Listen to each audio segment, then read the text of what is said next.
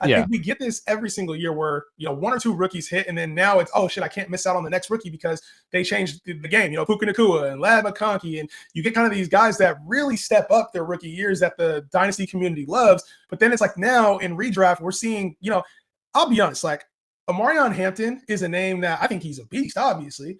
But he's pushed up now to like the top 25 running backs, and I can see it being like within the top 20 running backs in That's ADP. an easy smash. What are you talking about? This is what I'm talking about, because smash. he's not even the guaranteed starter right now. The team signed Najee Harris to be the starter, and is Najee great? No, he's not. I wouldn't say I will be the first to admit Najee's not as great as I thought he was going to be, right? Like, he's not a player, even fantasy-wise, that's going to be super relevant. But where's Omarion Hampton going to have his shine? Probably in the second half of the year. So you have to bake that in ADP too, and I think everybody's expecting him to come out, be the lead guy because they drafted him in the first round, take over all the carries.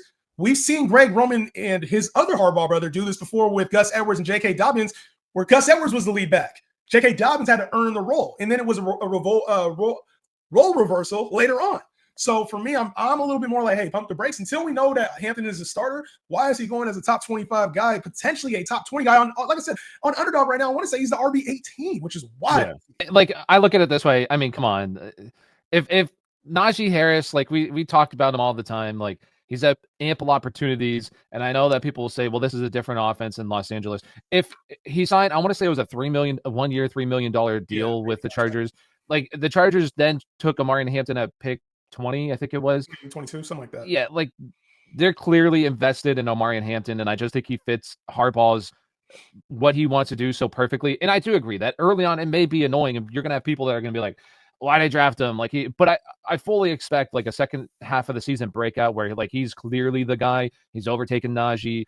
Everything's there for him. So for me personally, like, I'm okay with that. We'll see where he ends up, because he's another guy that, yeah, he could also get a lot of hype, or he could be a couple years ago, Jonathan Taylor, like, his rookie season was frustrating, but he also, like, as the season progressed, started to see more and more work. And I feel like that's going to be kind of a similar situation where season progresses, more and more work from top 12 running back down the stretch who can put up some big spike weeks like we saw J.K. Dobbins have. Sometimes rookies are a little bit more risky because you're basing it a lot off of their college production. If it doesn't pan out, now you're kind of asked out, or you're 1-3 or you're 2-5, and you're like, do I cut this guy because he's not getting the PT I expected? When we do see a lot of rookies break out late in the year, you have to hope that you're also in the playoff picture or in the championship contention for best ball.